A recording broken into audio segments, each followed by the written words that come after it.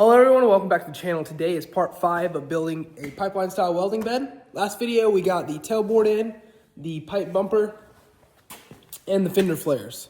Today we're going to be working on the radiuses. So these are going to have to be pie cuts going around this radius, and then it's going to continue and end in the fender flare over there.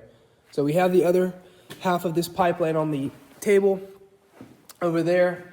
That will be for just the sides, and we will have to go outside and pull in a full stick of pipe to do the pie cuts. They are supposed to be around 4 degrees according to my CAD software, so hopefully that is correct. I've never done pie cuts before, so this is going to be a learning experience. So first thing we're going to do is fire up the truck, pull it out of the shop, pull that big pipe in here, and start cutting some pie cuts. So let's get right to work.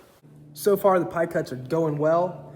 What we've been doing is, first thing we did, got our 4.5-inch pipe here, marked our center line on top and bottom. That is what I'm using to make sure these pies stay straight.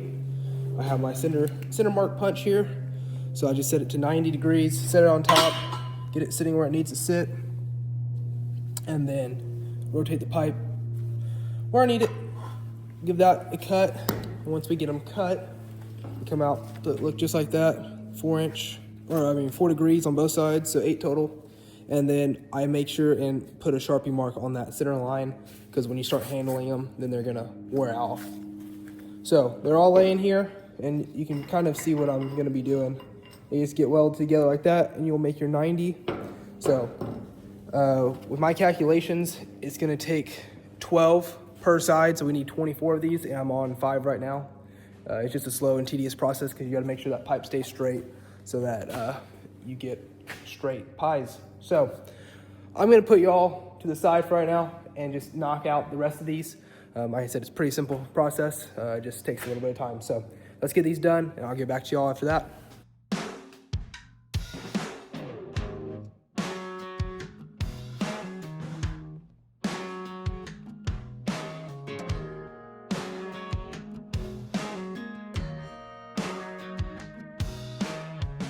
Early morning, coffee strong, boots by the door. I went ahead and cut 12 of the pipes in half.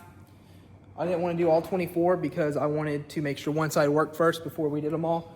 And for some reason we came out with an extra one. Not sure what happened there. My only explanation for it is when I was doing the 90 around the side, right here in the middle, this pipe was starting to kind of go up at an angle. So I had to add a little bit of spacing in here. And I think that might be part of the reason, but it doesn't really make sense to me because this is 90 and there's no way that piece of pipe would have fit in there. So once we get all that welded out, polished, this won't be noticeable, so I'm not worried about it. And then the next thing we're gonna do is go here to the fenders. We are going to cut that part off. We're not gonna do the rounded part yet until I get an exact measurement and we polish all the edges and stuff. I want to maybe make this bigger, but I'm not sure yet, so that's why we're not going to cut it. But we are going to cut this whole inner fender on both sides and this exterior fender, and it's about 1 inch below the bed. I think it just looks nicer. And then once we get done with all that, we'll come back and run a 1-inch bar across the bottom of it just to make it full, and then fill in the bottom of the fenders, or between the two fenders, with metal. We are also going to be putting mud flaps on this truck, so we are going to build a 1/8-inch bracket, probably make it kind of like an angle iron, just cut it out on the table, bend in the press. That's kind of the idea at the moment. But while we're cutting that back side, we're also going to cut the front side. And we're not going to do the rounded angle until later as well, for other purposes. And then we also still have to fill in this front side. So let's just finish this back part right now, get it cut, get the pipe welded onto the side, make sure this one side looks good. Once we get this one side done, we'll hop over to the other side and get it finished up, and then we will start working on the front part of the fenders.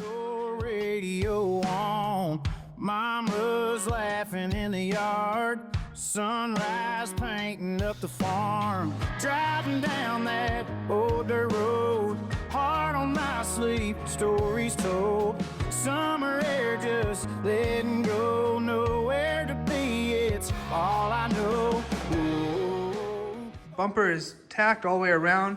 Came out looking really good. We got a lot of welding to do, a lot of grinding to do, but while we were at it, we went ahead and put the receiver hitch in here, and I did a or got it welded back in the backside. We'll put a little pull pin or something so you can slide a vise in, latch it in really easy.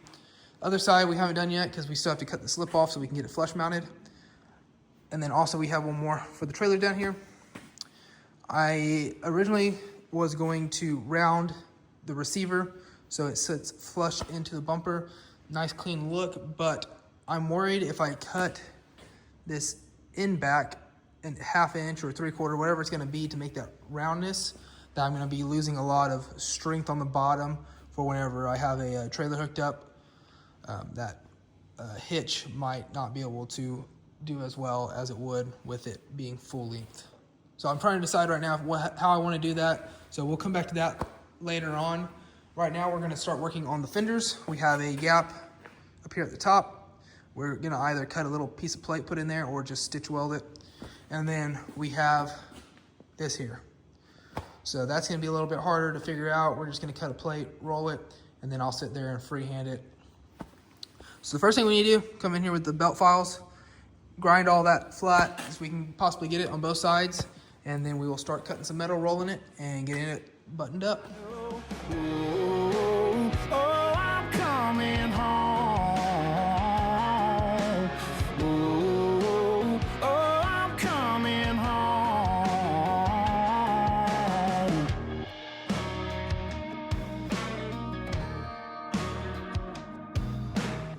Fireflies painting up the night.